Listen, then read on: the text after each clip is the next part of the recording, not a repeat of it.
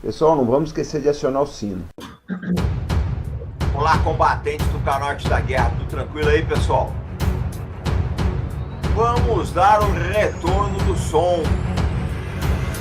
Quero mandar um abraço a todos os produtores de conteúdo, amigos desse Brasil maravilhoso. O canal Velho General, o canal Ao Bom Combate, o canal Pátria e Defesa, o canal Irmãos Russo, o Rogério Itabian, Felipe Quintas, o Bão Gonzalez, o canal Visão Estratégica, o canal Homem do Espaço, o Coronel Paulo Filho que está com a gente hoje aqui, o Coronel Montenegro, o Ângelo Nicolás. Um grande abraço a todos os produtores de conteúdo amigos desse Brasil.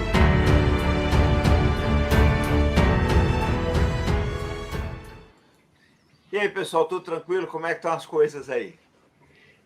Gente, eu vou fazer a apresentação aqui, mas, na verdade, ela é dispensável. Está aqui conosco o Albert Cabaé, do canal, que agora é canal e blog também, tá? Do canal Velho General. Tá? O nosso colega aqui, o Coronel Paulo Filho, nosso Lauai aqui, nosso estrangeiro comentarista da China, que você já conhece, Coronel de Cavalaria Paulo Filho, tem o canal dele também, tá? O Paulo Filho tem experiência internacional, tem todos os cursos do Exército, é palestrante, enfim, é um dos nossos comentaristas aqui dessa noite. Então, eu vou passar, Paulo, a bola para você. O que está acontecendo na Ucrânia? Nós vamos ter guerra? Qual é a tua visão desse imbróglio? Tudo bem, comandante Robson? Tudo bem? Melhor agora com vocês. É um prazer enorme estar aqui de novo no canal Arte da Guerra, junto com vocês e com toda essa comunidade que acompanha, essa comunidade fiel, né, que acompanha o canal. Eles vão te amolar lá. Eles vão te amolar. Você faz live, a turma vai inteira. Essa comunidade aqui, cara, é que nem torcida do Corinthians, meu amigo. Aluga, vai de ônibus, vai de van, vai de bicicleta. Essa comunidade não é brincadeira. Aliás, vamos dar o like, tá, pessoal? Paulo, tá contigo aí. Então, Robson, nós estamos aqui para conversar porque hoje, né, terminou a terceira reunião da série de reuniões que aconteceram essa semana lá na Europa, né, duas na Suíça e uma em Viena. Primeiro, uma reunião na segunda-feira entre Estados Unidos e Rússia, depois entre a OTAN e Rússia, depois entre a Organização de Segurança e Cooperação Europeia e a Rússia. Todas essas reuniões convocadas, né, pelo presidente Putin. O presidente Putin forçou a mão para ter essas reuniões, né? Nós podemos conversar sobre isso mais para frente, acerca da pauta que ele mesmo propôs, né? Uma pauta que ele propôs no dia 17 de dezembro, que tinha basicamente 4 itens, né? O primeiro item era o que ele queria um compromisso de que a OTAN não andaria mais 1 centímetro em direção ao leste, ou seja, que a OTAN não ia incorporar nenhum outro país, principalmente os que estão na sua esfera de influência no leste europeu, principalmente a Ucrânia. Então, essa foi uma primeira exigência.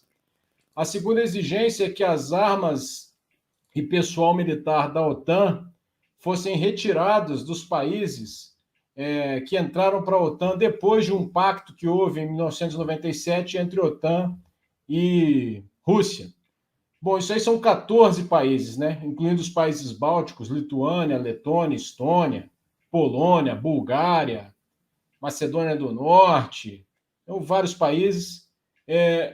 Então, ele queria que esse desenho da OTAN, que foi criando em ondas sucessivas, né, 5 ondas de incorporação de novos países depois de 97, que isso praticamente voltasse para trás, né, voltasse a um status quo lá de 30 anos atrás, praticamente. A terceira exigência dele era que os mísseis de curto e médio alcance que pudessem atingir a Rússia fossem retirados da Europa, né? E a quarta exigência é que exercícios militares com tropas de valor superior à brigada deixassem de acontecer no leste europeu. Isso aí seria recíproco, né? A Rússia tomaria a mesma providência do lado russo numa faixa de terra complementar. Bem, as reuniões aconteceram e, como previsto, né, como todo mundo falou, isso estava na cara, os europeus não concordaram com 2 desses itens, que são itens, vamos chamar de cláusulas pétreas para a Europa, né? Um foi negar de antemão a incorporação da Ucrânia à OTAN, a incorporação de qualquer outro país. Qual que é a posição do Ocidente? Depois nós podemos ver a posição russa, né? Qual é a posição do Ocidente? A Ucrânia é um país soberano. Se ela é um país soberano, ela tem liberdade de solicitar a entrada na OTAN. E cabe somente, exclusivamente, aos 30 países da aliança decidirem se vão aceitar ou não a entrada da Ucrânia, no caso, ou de qualquer outro país. Que a Rússia ou qualquer outro país fora da aliança não teria um poder de veto, né? Não teria o direito de vetar a entrada de um país soberano na aliança. Então, isso estava na cara que a OTAN não ia aceitar. E a outra foi que a solicitação de retirada de tropas e pessoal, armamento, desses 14 países que adentraram a aliança, que integraram a aliança depois de 97. Isso não faz nenhum sentido, né?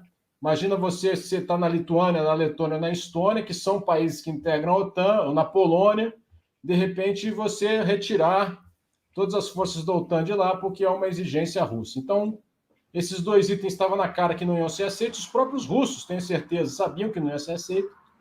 E os outros 2, a negociação sobre o posicionamento de mísseis de curto e médio alcance e de exercícios militares, a OTAN disse que poderia negociar mais para frente.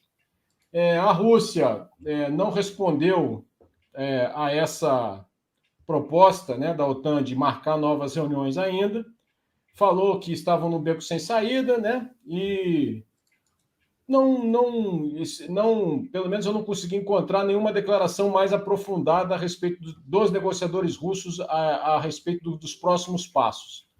Mas então o que aconteceu depois dessa semana de reuniões? Nós não tivemos nenhum avanço significativo, mas também não tivemos nenhum rompimento significativo. Ou seja, está mais ou menos tudo como antes do início da segunda-feira. Ou seja, continuamos com uma crise, né? Continuamos com as tensões bastante altas na Europa, em razão dos 100 mil soldados com blindados, com artilharia, agora com helicópteros, nas proximidades da fronteira da Rússia com a Ucrânia, e com notícias de hoje que continuam os deslocamentos de tropas vindos lá do leste russo, lá da Sibéria, em direção à Ucrânia.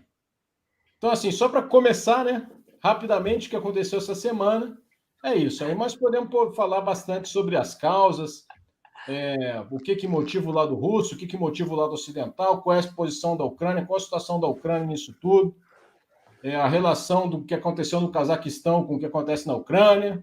Tem assunto pra caramba, Robson. Você comanda aí as discussões.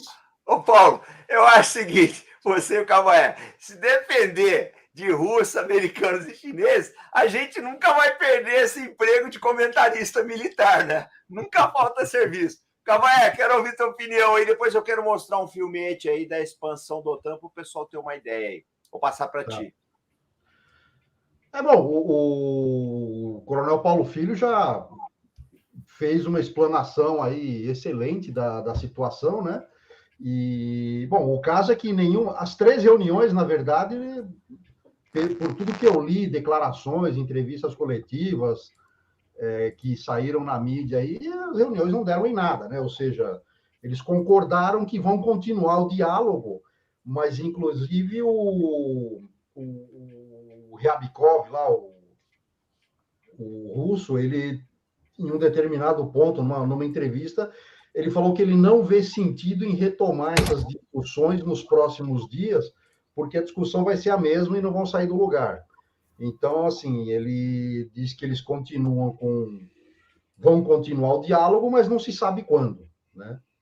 Então a coisa está nesse pé, né? A Rússia continua movimentando tropas, como o coronel mencionou, e está nesse impasse, né? Enfim, a coisa tá mal parada na minha visão, né? Os americanos parece que tem uma iniciativa de uma ala mais radical do Partido Democrata nos Estados Unidos que querem sancionar o próprio Putin, né? E eu não me lembro se foi o Ryabkov, acho que foi o Peskov que falou que sancionar o Putin seria equivalente a cortar relações de vez, né? Então, assim, a coisa tá mal parada, vamos dizer assim, né? Ou seja, se não piorou, também não melhorou. Tá no mesmo... Mas você sabe de uma coisa? Eu vou mostrar o filmete, depois eu devolvo para o Paulo, mas eu quero fazer um comentário em cima do seu. Na verdade, nós estamos vivendo um mundo bastante complicado, gente. É que nem as negociações do Irã no JCPOA. Na verdade, eles estão negociando há 40 dias, de concreto mesmo. Eu particularmente, não vi nada. Depois vocês podem até opinar e me corrigir se eu estiver errado. Mas deixa eu passar aqui rapidinho. O Irã, eu penso que eles estão ganhando tempo só. O Irã tá... É o que parece, Mas o Paulo também ia falar alguma coisa aí. Eu acho que é por aí. Como dizia um instrutor meu na academia, de concreto só as paredes, viu, Robson? Essa sabedoria da cavalaria é fogo, gente. Pessoal, vou mostrar um filmete, é curto, tem 45 segundos, para vocês pegarem um bizu assim do que aconteceu. É um vídeo do canal, tá aqui na descrição, tá fixado aqui na descrição. Depois, quem quiser, assiste lá, vai lá dar o like. Eu fiz esse vídeo aí para o pessoal entender, tá? Só um minutinho aqui. É curtinho, é um vídeo muito curto. Então, esse aqui, deixa eu ver se está tudo certo. Ó, para vocês entenderem as 5 ondas de expansão da OTAN. A OTAN, Organização para o Tratado do Atlântico Norte, é criada no ano de 1949. Sua contraparte, o Pacto de Varsóvia, só seria criado em 1955. Em 1952, a OTAN recebe o reforço da Turquia. Em 1955, é a vez da Alemanha Ocidental ser incorporada à OTAN. Em 1982, adere a Espanha com suas estratégicas bases no Atlântico. Em 1990, é a vez da Alemanha Oriental. Em 1999, começa a expansão para leste, com a adesão de Polônia, Hungria e República Tcheca. Em 2004, é a vez de Bulgária, Estônia, Letônia, Lituânia, Romênia, Eslováquia e Eslovênia. Albânia e Croácia aderem no ano de 2009. Em 2017, a vez de Montenegro e em 2020, a Macedônia do Norte. Em 2021, Bósnia e Herzegovina, Geórgia e Ucrânia se tornam membros aspirantes. Bom, gente, vocês viram aí o comandante Robson tendo seu dia de se vira nos 30, né? No caso, é se vira em 59 segundos. Esse vídeo tá aí, tá aqui na descrição. Depois, quem quiser, baixa ele, se vocês quiserem usar aí para aula, etc. Não esquenta a cabeça, não. Mas é importante porque vocês vão entendendo o que aconteceu, né? Aqui ninguém está colocando se a OTAN devia ou não devia se expandir. Isso aí cada um vê como quiser. Mas a gente quer mostrar para vocês o quadro geopolítico, né? Como a OTAN ela foi gradualmente se direcionando para o leste europeu. Paulo, vou devolver para você. Queria que você desse uma correlacionada dessa crise da Ucrânia com o que aconteceu com o Cazaquistão, tá? Essa possibilidade que os russos colocaram aí de também mandar tropas para Venezuela e Cuba, parece que a coisa está ficando bastante complicada. Eu queria ouvir a tua opinião, depois eu vou passar para o Cabaé. Bom, vamos começar por essa expansão aí da OTAN, Robson. É claro que, do ponto de vista dos russos, né, a OTAN é uma aliança defensiva contra quem? Contra os russos, né? Isso aí não há nenhuma dúvida. Então, se você é russo e vê a aliança se aproximando de você, inclusive em países que faziam parte do antigo Pacto de Varsóvia, em países que eram ex-repúblicas soviéticas também, se você é o Putin, se você cresceu trabalhando para a KGB e, de repente, você vê o seu país implodir, se terminar, e os seus antigos aliados, né, os antigos estados, províncias, repúblicas, no caso, soviéticas, se bandeando para o outro lado, né? você vai ficar bastante frustrado e bastante contrariado. Exatamente. Agora, o que o Ocidente diz? O Ocidente diz o seguinte, olha só, a Lituânia, a Letônia e a Estônia, por exemplo, que eram ex-repúblicas soviéticas, que são países do Báltico, elas não foram obrigadas a entrar para a OTAN. Elas desejaram entrar para a OTAN e entraram. São países democráticos que desejaram entrar para a OTAN e entraram. E isso aconteceu, do ponto de vista do Ocidente, com todos os países que entraram para a OTAN. Um ponto de vista defensável? É um ponto de vista defensável, né? Bastante defensável. Imagina o Brasil impondo a um país sul-americano qualquer, não, você pode entrar numa aliança ou você não pode entrar numa aliança. Ora, o país é soberano e ele vai decidir se ele pode ou se ele não pode, né? Então, é bastante defensável sob esse ponto de vista. Agora, do lado russo, o que ele vê é a aproximação de uma aliança militar que é contrária a ele das suas fronteiras. Bem, mas nós chegamos no caso da Ucrânia. A Ucrânia é um caso muito especial, porque a Ucrânia faz parte do coração, da formação da nacionalidade russa, né? A Ucrânia é a Ruskievana, o Principado de Kiev, onde começou a própria nação russa. E a Ucrânia também, então assim, Ucrânia e Bielorrússia, né? Ucrânia, Belarus e Rússia são o coração do nascimento da própria Rússia. Então tem essa razão histórica. Tem a razão militar, propriamente dita, né? Quanto mais perto da fronteira russa, menor a profundidade estratégica. Os russos foram invadidos por suecos, por franceses, por alemães. Os russos já foram muito invadidos para saberem que quanto mais espaço eles tiverem para fazer a sua defesa, sua profundidade estratégica, melhor, né? Então, um ponto de vista, do ponto de vista geopolítico e militar, do ponto de vista russo, também defensável. A Ucrânia, então, tem esse aspecto histórico. E a Ucrânia tem um aspecto cultural, civilizacional.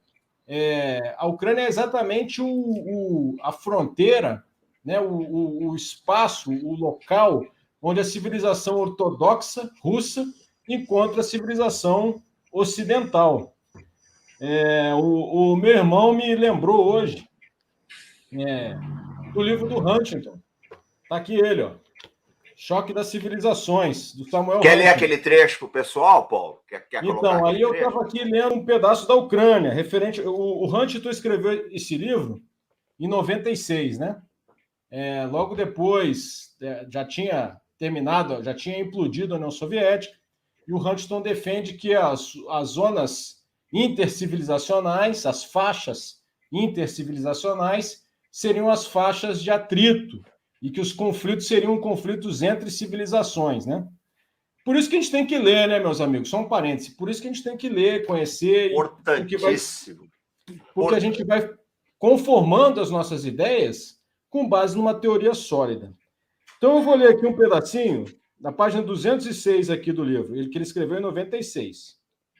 A Ucrânia é um país rachado, com duas culturas distintas. A linha de fratura civilizacional entre o Ocidente e a ortodoxia passa através do seu coração e é assim há séculos. Em alguns momentos no passado, a Ucrânia foi parte da Polônia, da Lituânia e do Império Austro-Húngaro. Uma grande parcela de sua população pertence à Igreja Uniata, que pratica ritos ortodoxos, mas reconhece a autoridade do Papa. Ou seja, a Ucrânia, bem naquele rio Dnieper, eu não sei se depois o Albert vai botar um mapa aí, mas tem um rio que separa, né, o leste do oeste, bem onde está Kiev, mais ao norte, Kiev, né, que é a capital, tem esse choque civilizacional. Aí o Huntington prossegue, né? E ele vai falando sobre possibilidades do que pode acontecer à Ucrânia. Aí ele fala assim, uma segunda e maior possibilidade é que a Ucrânia possa se partir, seguindo sua linha de fratura, em duas entidades separadas, das quais a oriental poderia se fundir à Rússia. Então, o que eu estou querendo mostrar aqui? Eu estou querendo mostrar que que a questão ucraniana ela não pode ser, a Ucrânia não pode ser considerada só mais um país. Ah, não, mais um país. Infelizmente, para os ucranianos, ou felizmente, eles têm uma história que os une umbilicalmente aos russos. E eles têm essa fratura civilizacional, um leste que sempre foi mais voltado para a Rússia e o oeste sempre foi mais voltado para o ocidente. Então, isso cria as condições para essa situação que nós estamos vendo hoje ainda. Não só isso, mas isso também cria as condições para o que a gente está vendo aqui. Não sei se quer falar alguma coisa, Albert, antes da gente prosseguir para as outras perguntas aí do Robson. Vou passar para o Cabaé. Quer mostrar os mapas, Cabaé? Tá fechado o microfone. Aproveitar e mostrar esse mapa aqui, só para mostrar para o pessoal o rio de Dnieper e como é que fica o... Tá, bota aí que eu vou... Deixa eu colocar aqui, peraí. Só um segundinho. Pronto, esse aí? Isso, esse aqui é o rio de Dnieper, tá vendo? Ele praticamente divide a Ucrânia no meio, né? E eu queria só fazer um complemento rápido aí no que se quiser tirar o mapa, pode tirar, depois a gente pode colocar de novo. Tá, vou você aqui. Eu queria só fazer um complemento... Peraí, Cabaé, vou te dar destaque aqui. Ó. Ah, não, tranquilo. Eu queria só fazer um complemento rápido no comentário do Paulo Filho, que ele comentou que a Bielorrússia e a Ucrânia fazem parte do coração do nascimento da Rússia. Sobre isso, no Natal Ortodoxo, acho que foi no início de janeiro agora, não sei se foi dia 6 ou 7 de janeiro, não me lembro a data exata, o Lukashenko fez um discurso lá por conta da data, e uma das coisas que ele disse é que ele gostaria muito que a Bielorrússia está ansiosa por retomar a Ucrânia. Né? Então, assim, eu achei curioso essa fala dele. Né? Ali é muito complicado, né? Ali complica pra caramba. Eu vou passar para o Paulo, mas eu vou pedir, pessoal, nós estamos com quase 2.500 pessoas a bordo. Vamos dar o like, vamos aproveitar. Não é todo dia que tem essa reunião dos 3 lauais, aqui é difícil juntar o pessoal, porque todo mundo tem uma agenda corrida aí, tá? Então vamos aproveitar. A gente fez essa reunião extraordinária aqui hoje, porque os acontecimentos realmente têm se precipitado, a situação está muito preocupante, tá bem nebulosa. Então, a gente conversou, falou, vamos reunir de novo, porque está na hora da gente analisar a situação. Então, aqui é o estado maior da nossa comunidade aqui, tá? Então, vamos dar o like, vamos prestigiar. Paulo, eu queria a seguinte opinião sua. Já tem gente falando, né, que com o que aconteceu no Cazaquistão, o que aconteceu na Belarus, o que aconteceu na Armênia, aos poucos, indiretamente, o Putin estaria conseguindo reconstruir a finada União Soviética. Como é que você vê isso aí? Tá fechado. Eu não sei se ele vai conseguir reconstruir a finada União Soviética, Robson, acho difícil. Acho difícil, né? Mas ele está querendo, pelo menos, manter o núcleo duro, né? Qual o núcleo duro? Belarus e Ucrânia, né? Ele dificilmente vai conseguir unificar a Ucrânia. É muito difícil. A Ucrânia é totalmente, né? A parte ocidental da Ucrânia, ela já está completamente ocidentalizada. Ela dificilmente vai voltar a se unir à Rússia. Acho muito difícil. Agora, Belarus é possível, né? Belarus, pelos acontecimentos de 2020, né? Em que houve uma contestação lá ao presidente Lukashenko, o governo dominou as contestações, e depois daquilo, o Lukashenko tem se aproximado cada vez mais do Putin, e já se fala em, se não houver uma união, pelo menos um conglomerado, algum tipo de associação entre os dois países. Isso aí vem sendo falado, né? É interessante que o presidente Putin parece, né, se especula que ele resolveu dar um basta, né? Inclusive ele fala isso numa entrevista. Tem uma entrevista famosa que está correndo por aí, em que ele explica, né, para uma jornalista ocidental as razões dele, né? Que ele fala, nem 1 centímetro a mais. Então, o que ele viu acontecer? Ele viu em 2020 o que aconteceu em Belarus, já tinha acontecido, né? A própria Ucrânia, né? Em 2014, quando a Crimeia é incorporada e quando aquela porção a porção leste da Ucrânia tem aquela revolta que hoje está separado, na prática separado da Ucrânia, houve aquela revolução Maidan. Em 2020 as manifestações contra o Lukashenko. Agora há essas manifestações no Cazaquistão, né? Então, assim, tudo na fronteira dele, né? O Cazaquistão está lá. O Cazaquistão foi uma ex-república soviética e é na fronteira dele. Se o Cazaquistão se transforma numa democracia pró-Ocidente, vai acontecer com o Cazaquistão o que já aconteceu com os outros países da Europa Oriental. Então, assim, ele vai se sentindo cercado, né? Esse é um aspecto. Outro aspecto que se comenta é que o presidente Putin pode ter achado que era um bom momento do ponto de vista geopolítico. Por que um bom momento? Porque o presidente Biden determinou a saída dos Estados Unidos do Afeganistão e está concentrado com a China. O que pode ter passado? Isso é uma especulação, né? O que pode ter passado na cabeça? Mas é bem plausível, né? Bem plausível. Os Estados Unidos não estão com apetite para entrar numa enrascada aqui na Europa, né? A chanceler Merkel saiu que era uma liderança importante na Europa. Entendia muito Putin, né? Ela morou na Alemanha, ele morou na Alemanha, ela falava russo. Então, ela deixou de estar como primeira-ministra. O presidente Macron está envolvido com um processo eleitoral na França. Então, assim, ele pode ter achado que era um momento adequado para fazer o que ele está fazendo. Porque, vejam, se há um vencedor, o Albert já falou que não houve, né? Estamos na mesma situação, tudo como antes.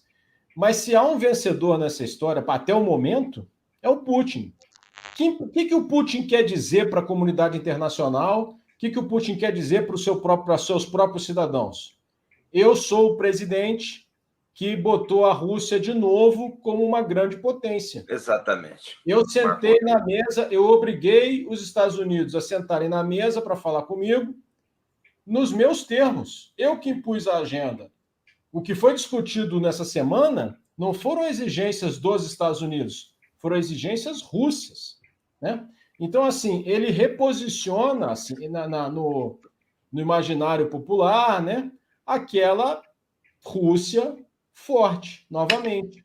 Nós não podemos nos esquecer que há pouco tempo atrás o presidente americano se referiu à Rússia como uma potência regional, né? Então, assim, é uma vitória sob esse ponto de vista para o presidente Putin. Agora, o que vai acontecer para frente é um exercício de futurologia, né? Não sabemos. Se a gente soubesse, ganhava na Mega Sena também, né? Obrigado, Paulo. Cabaé, eu queria te fazer uma pergunta. Acho que foi ano passado, eu tenho quase certeza que foi ano passado. Você colocou um artigo brilhante no Velho General sobre o problema da profundidade estratégica da Rússia, né? Que se tinha na Guerra Fria, União Soviética, ela tinha um colchão amortecedor em termos de armas da OTAN, armas do Ocidente, e com o avanço da OTAN para leste, que nós mostramos aí no mapa, eles perderam isso. Queria que você comentasse um pouco a respeito do seguinte. Você vê todo esse barulho, tá, do Putin como principalmente uma motivação dessa proteção estratégica, como é que você enxerga isso? Eu acho que tem muito disso, né? Depois da queda da União Soviética, eu acho que foi uns 10 anos depois, acho que foi no início dos anos 2000, se eu não estiver enganado, talvez o Paulo Filho ou você mesmo se recorde a data exata, me corrija, mas, enfim, num dado momento aí, o Putin fez uma declaração em que ele disse que o maior desastre geopolítico da história da Rússia tinha sido a queda da União Soviética. justamente pela perda dessa profundidade estratégica, né?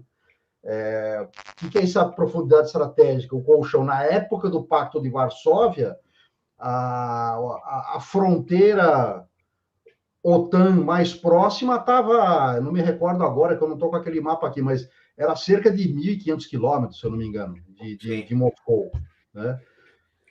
Hoje, essa fronteira já está chegando aí a uns 500 quilômetros. Se você olhar lá para cima, lá na Lituânia, naquela região ali, está a menos de 200 quilômetros de São Petersburgo, por exemplo, né?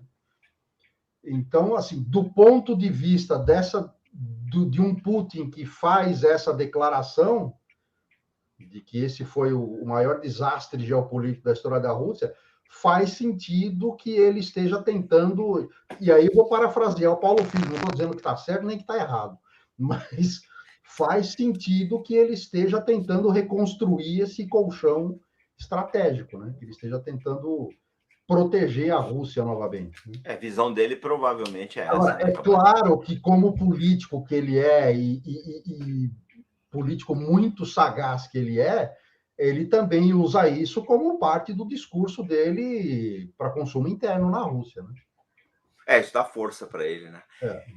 Gente, obrigado, Cavaé. Nós temos que lembrar que essa região, todo esse colchão estratégico que a Rússia alega necessidade, enfim, não vou entrar nesse mérito, mas foi o que salvou ela em 2 guerras, que você pode considerar até guerras mundiais. A Segunda Guerra Mundial e a Guerra Napoleônica, que foi praticamente uma guerra mundial, né? Porque o tempo que ela tinha, o espaço geográfico que ela tinha entre o início do avanço dos invasores e a sua capital, Moscou, permitiu preparar as reservas, permitiu preparar as defesas e fazer os contra-ataques posteriores. A profundidade estratégica é muito importante para a Rússia. Mas eu vou devolver para o Paulo, mas antes, gente, eu vou colocar nessa nossa sopa que a gente está servindo aqui para os nossos assinantes, nossos inscritos, vou colocar uma pimenta, Paulo, mas uma pimenta mexicana que eu trouxe hoje aqui para o canal, que o pessoal vai ficar doido. Vai ficar doido. Deixa eu colocar a pimenta mexicana que eu trouxe aqui para vocês e depois a gente vai comentar, tá? Só um minutinho, pessoal.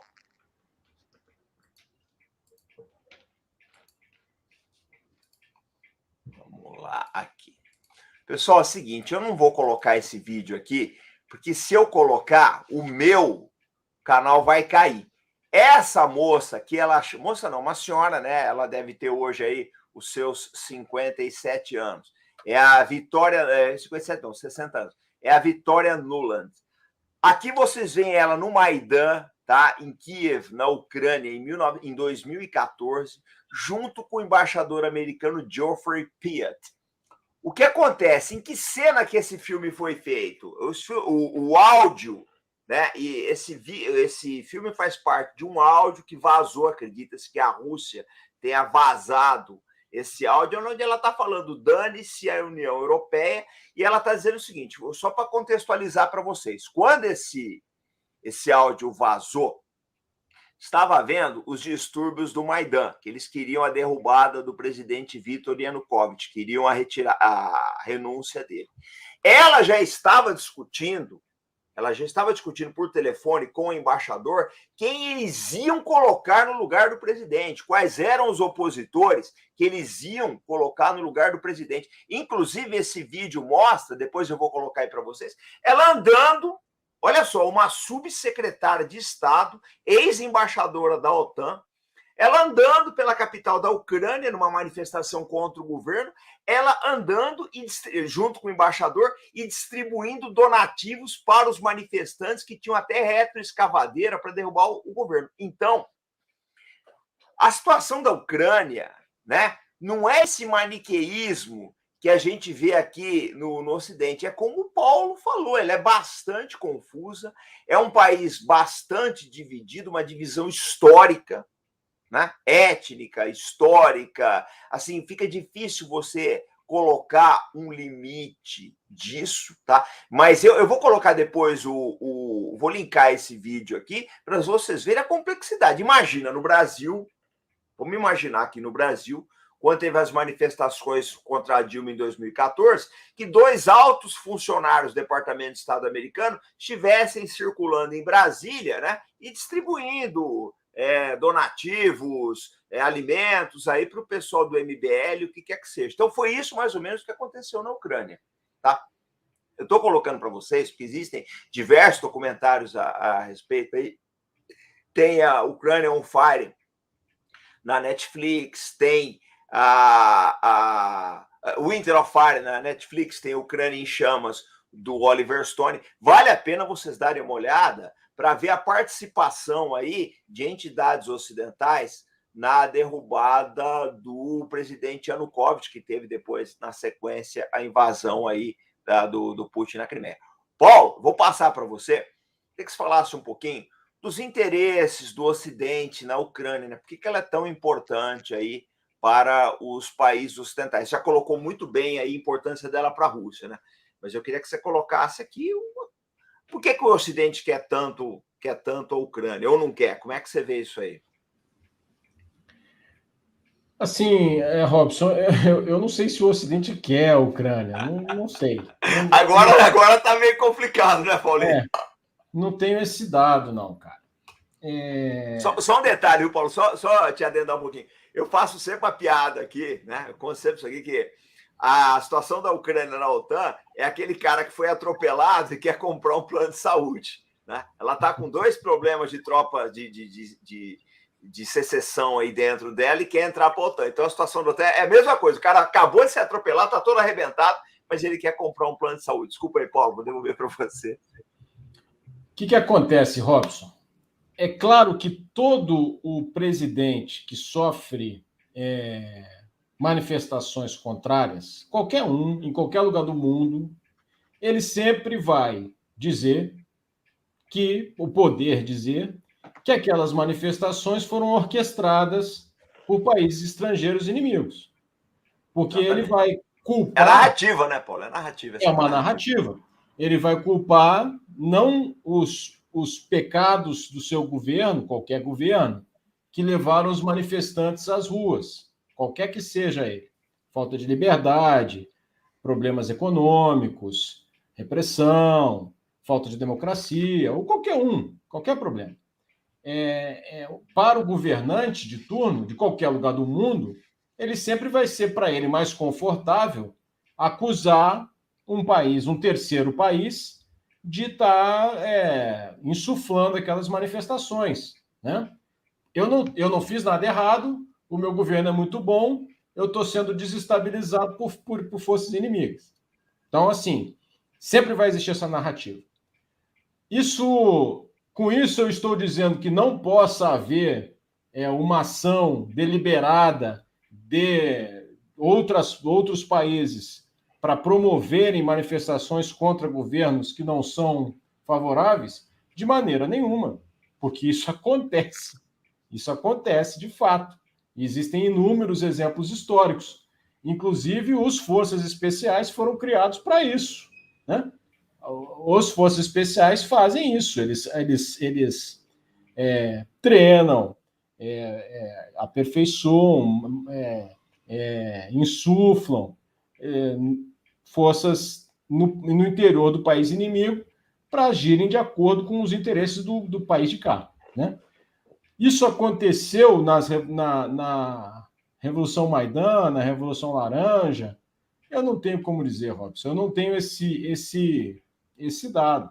Não posso afirmar que aconteceu. Não estou excluindo a possibilidade de ter acontecido. É lógico, a gente quer ouvir a tua visão. Mas eu não posso dizer que aconteceu, né? É lógico que a gente também não pode, a priori, nós temos que nos lembrar que existe também a propaganda do outro país, né? Eles podem produzir filmes, não estou dizendo que é o caso aqui, mas eles podem também... Tem uma guerra de versões na internet. Exatamente. Você acha vídeos com as 2 versões, né? Tem para todos os gostos. Desculpa aí. Exatamente. Então, assim, eu sou sempre um pouco cético, por natureza. Eu acho que... olha só, nós estamos vivendo num mundo globalizado em que as ideias de liberdade, as ideias de democracia, o modo de vida ocidental, nós não podemos negar que ele é muito influente, entendeu? Existe um ideal, não estou dizendo que ele existe na prática, né? Quando nós vamos para a prática, vai a sérios problemas. Mas existe uma história, um desejo de liberdade que pode muito bem levar populações a startarem todos aqueles movimentos que nós assistimos na Europa, norte da África e tudo. Agora, isso foi alimentado por potências estrangeiras? Provavelmente até foi. Mas será que foi só isso? Acho difícil que tenha sido só isso. Então, assim, Robson, eu não respondi nada, né? Só enrolei. Não, Paulo, a gente quer ouvir tua opinião, tua expertise, teu conhecimento, é importante a tua visão. Eu falo sempre isso, quando a gente reúne os 3 Lauais, fica bom, porque eu acho que estabelece um certo equilíbrio, porque o pessoal me vê falar aqui o mês inteiro, aí uma vez por mês, vocês veem, e eu acho que é importante, aí quem tem que julgar é a audiência, eu quero ouvir tua opinião, pô, como especialista. Então, essa é a minha opinião. Para resumir, pode ter acontecido uma ação subversiva na Ucrânia para estimular todos esses movimentos? Pode ter acontecido. Foi exclusivamente isso? Acho muito difícil que tenha sido exclusivamente isso. Acho muito difícil. Acho que deveria haver uma grande satisfação em relação ao Yanukovych naquela época. Então, assim, essa é a minha posição. Estou em cima do muro, não sei. Tranquilo, obrigado, Paulinho. Calma aí, você, o que você acha?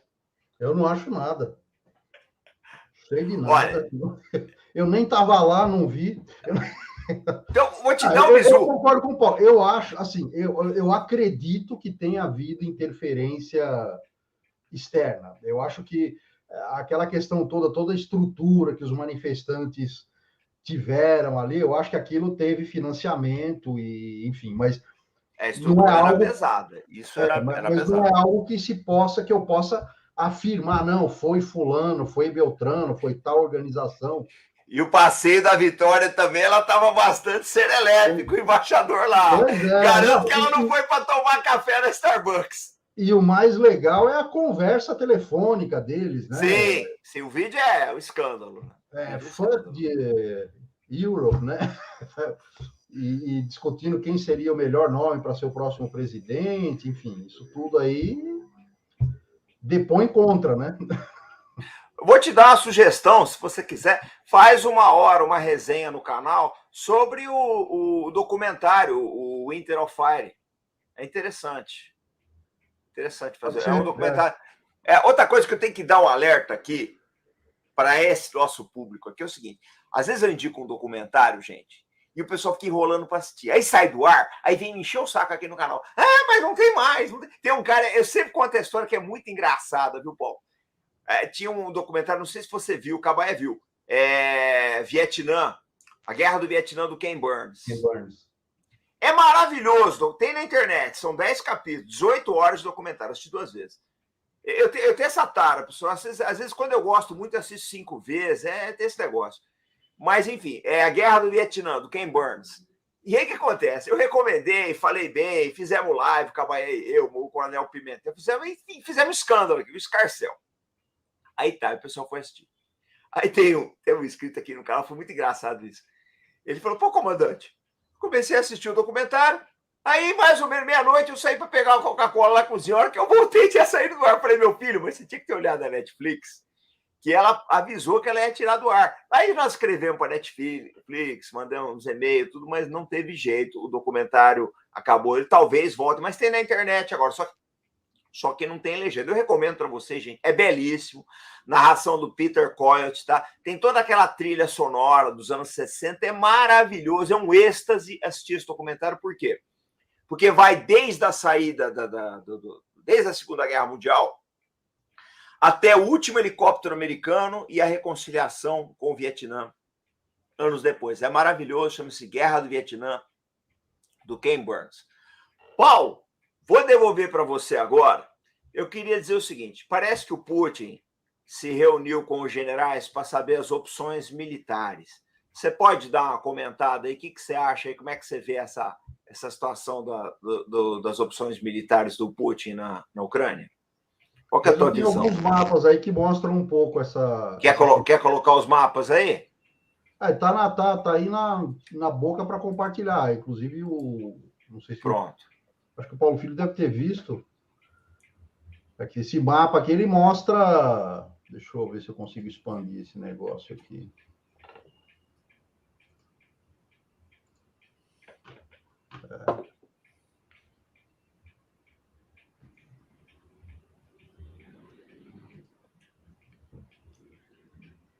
Vamos dar o like aí, pessoal. Vamos ajudar o canal. Vamos dar o like. Esse mapa aqui, ele mostra algumas opções que alguns analistas aí cogitam, né? A primeira seria pelo sul da Ucrânia, com forças russas atacariam ali a partir da Crimeia e do Donbass. Teria no leste da Ucrânia, aqui no 2, aqui onde está o número 2, forças mecanizadas, né? Eles cortariam grandes cidades lá da região.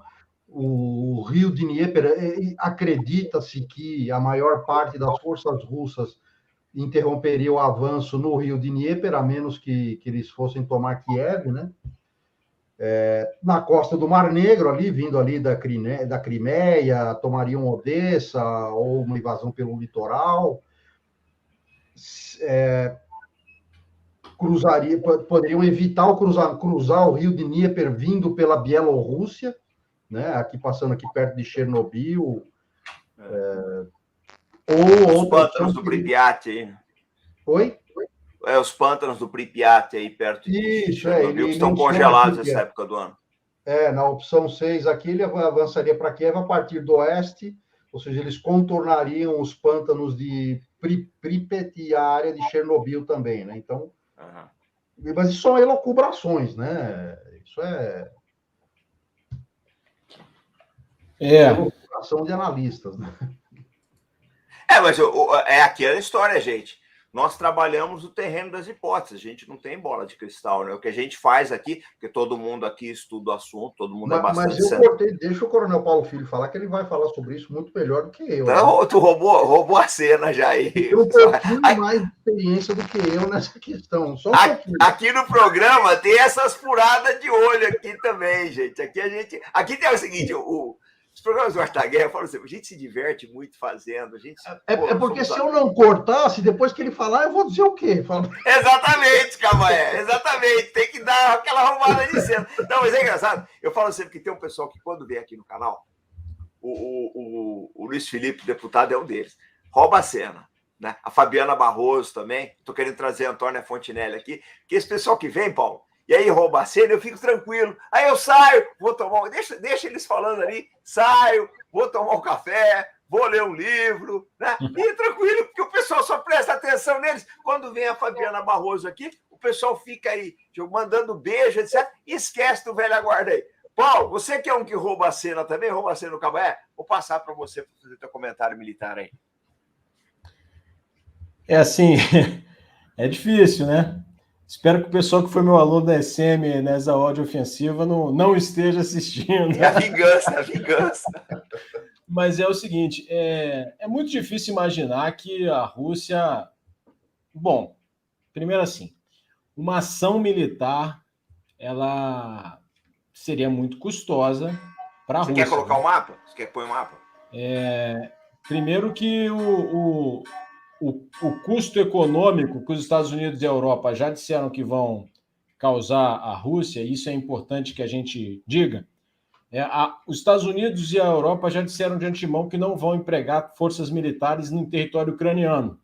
A Ucrânia não faz parte da OTAN. Como a Ucrânia não faz parte da OTAN, ela não está abrangida por aquele artigo 5º, né, da OTAN, da regulamentação da OTAN, que diz que se um Estado for atacado, todos serão atacados e vai haver uma resposta conjunta. Então, os Estados Unidos e a Europa já disseram que não vão mandar tropas militares, empregar soldado americano na batalha, no campo de batalha dentro da Ucrânia. Mas o que eles vão fazer? Vão impor uma série de sanções econômicas.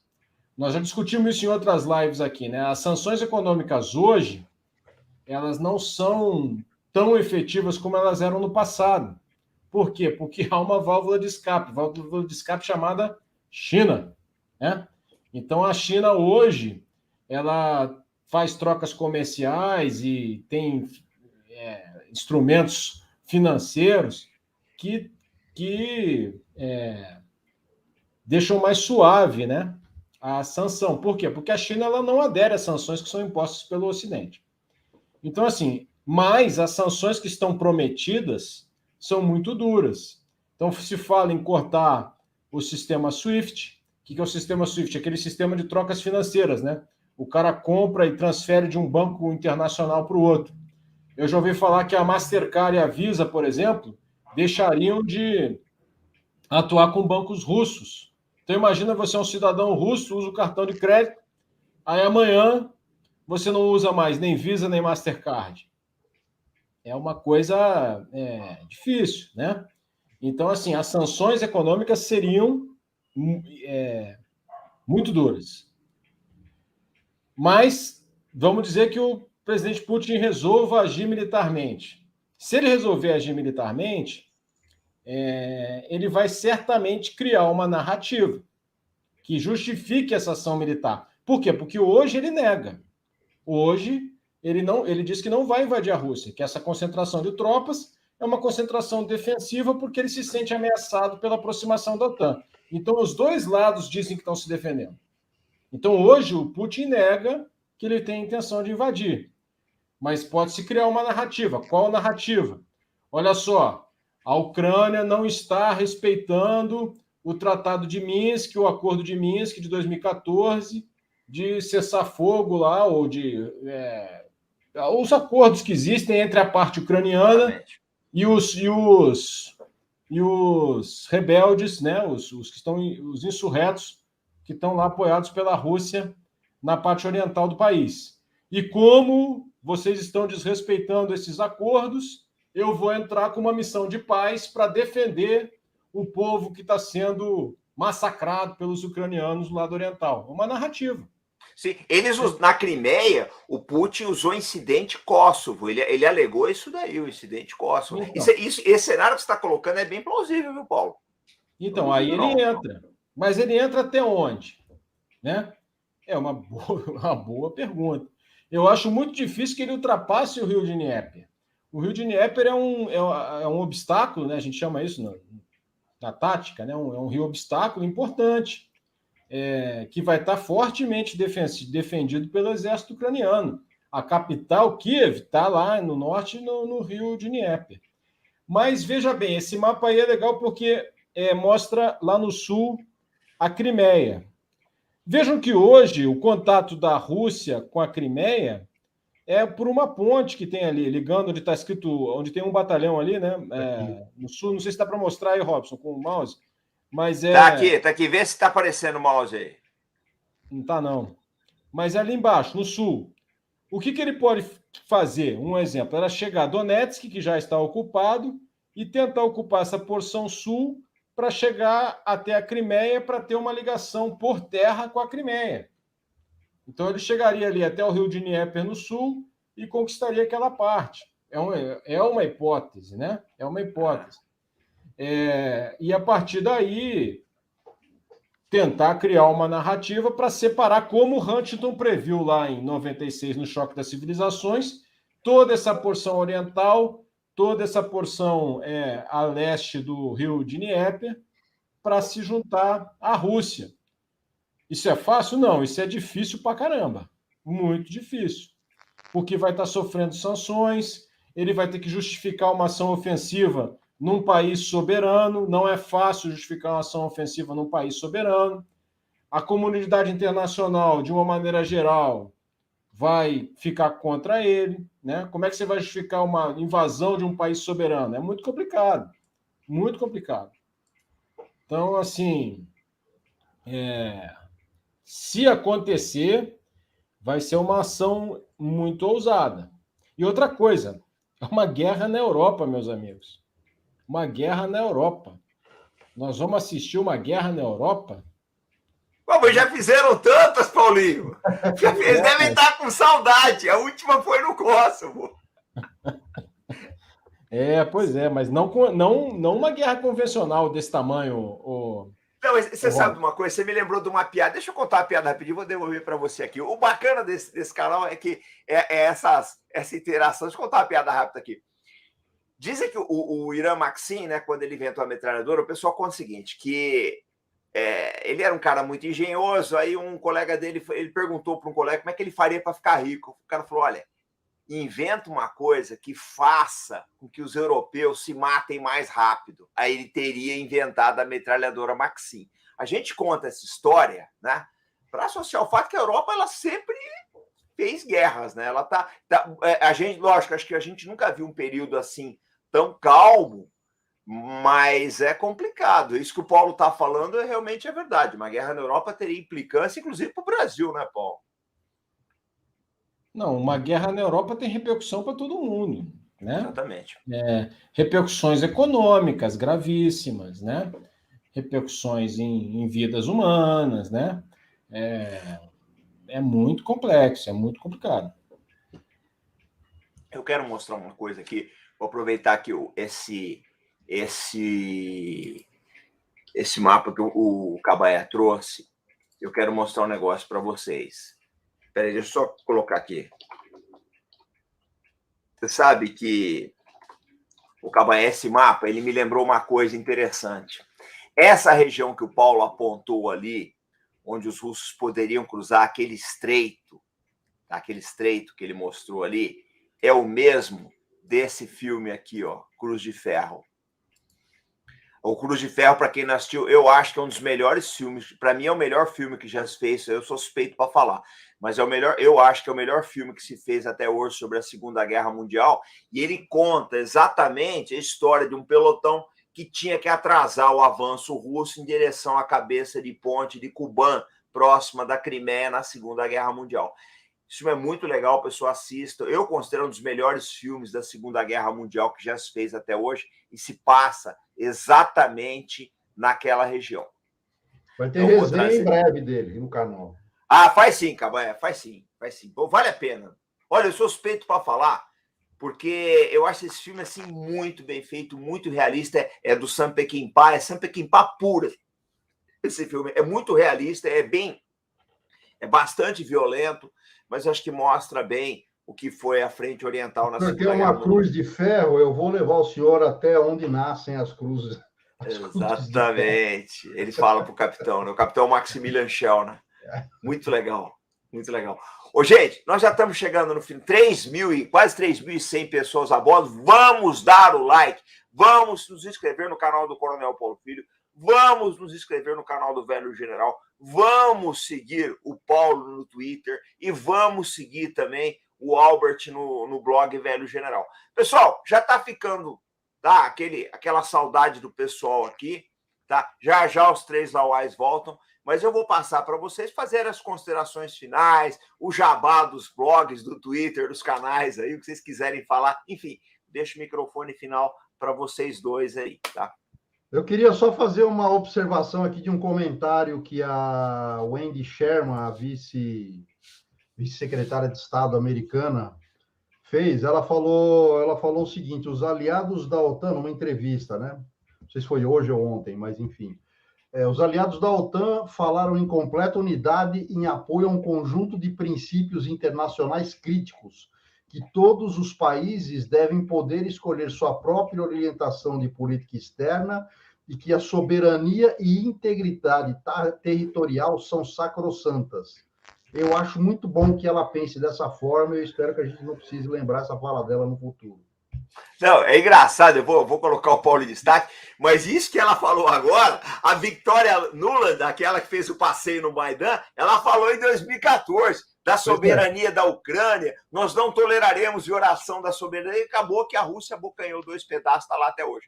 Paulinho, vou passar, obrigado, Cabaé, vou passar para você, camarada, vou te dar destaque, teu microfone está fechado aí, pode falar o que você quiser, falar do blog, fala do canal, falar do teu Twitter aí, fica à vontade aí.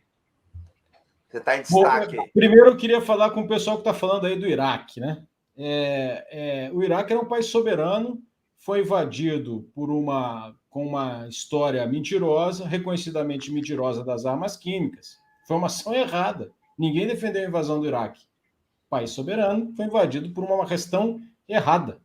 Então, assim, uma coisa errada e a outra coisa seria errada também. Não sei por que tem que ter essa oposição entre as ideias.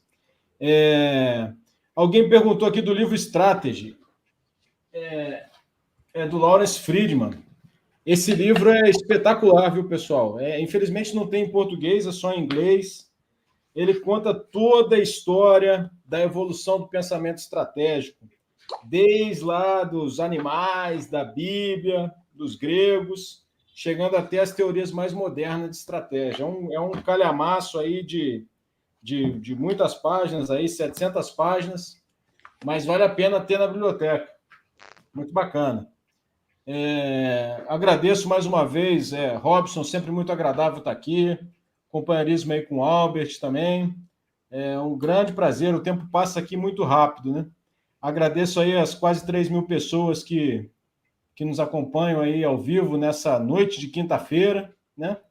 Quem puder me acompanhar lá no Twitter, @paulofilho_90. É um prazer estar com vocês lá. Puder ler o blog paulofilho.net.br. Lá tem os endereços para o YouTube. Estamos sempre por aí tentando divulgar as nossas ideias. É sempre um prazer falar com vocês.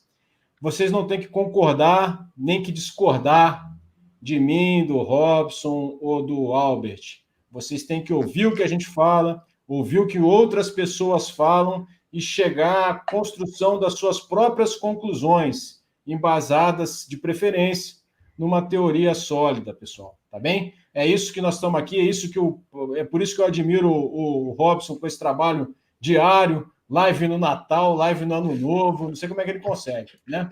Sou o mártir da geopolítica. Tentando dar para vocês aí ferramentas para que vocês cheguem às suas conclusões. Vocês não precisam ter as minhas conclusões, cheguem às suas conclusões. Tem que ser reflexivos, né? Isso que a gente quer, que vocês reflitam. Tá bem, obrigado, pessoal? Então, foi um grande prazer. Muito obrigado, Robson. Obrigado, Albert. Obrigado, muito Paulinho. obrigado, Cabaé. Gente, encerrando, eu vou responder rapidamente a pergunta do Bruno Santos.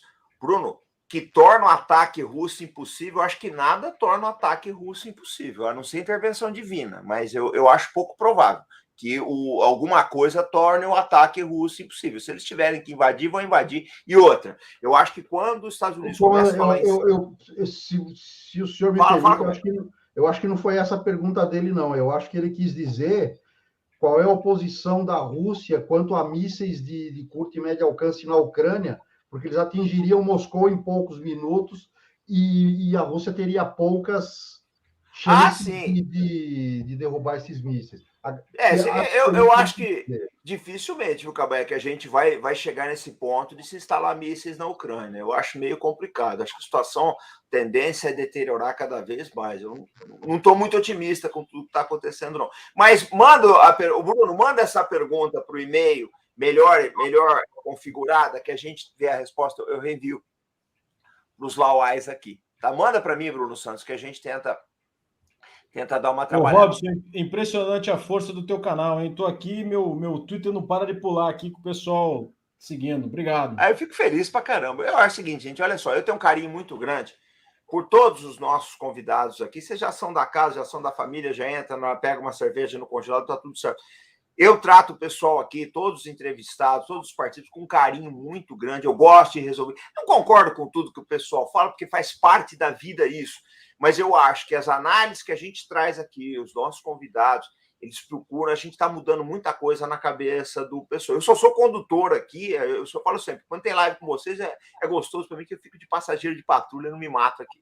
Então, pessoal, eu estou vendo aqui, deixa eu ver se tem live do Coronel Chivertz hoje. Deixa eu ver, né? Ele não respondeu aqui, mas depois a gente dá uma passada lá e vê.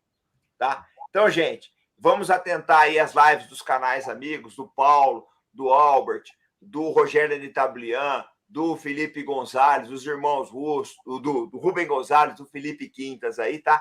E a gente volta amanhã, então, sempre com responsabilidade, compromisso e fé no Brasil, pessoal. Paulo e Albert, permanece um minutinho aí pra gente fazer um debriefing rápido. Gente, vamos dar um like antes de ir embora? Uma boa noite para vocês, uma noite abençoada. Olha o link do Paulo Filho aqui. Paulo Filho é a geopolítica. Paulo Filho _90. Vamos seguir ele. Eu sigo o Paulo Filho, estou sempre pirateando os bizus dele lá no Twitter, pessoal. Olha o 11 RCMEC aí, Rob. Essa deu uma máfia de cavalaria, já estava o segundo RCMEC aqui, já mandando os... É a máfia da cavalaria aqui dentro. Então, comandante Eroneide, minha eterna instrutora, permissão para me retirar. Um grande beijo aí para toda a família. Só mais dúvidas extras, vocês mandam depois por e-mail, vão lá no Twitter do Paulo, vão no blog Velho General, escrevam, interajam com o nosso pessoal. Também é possível, a gente vai responder, mas interajam com a conta, e recomendem os veículos.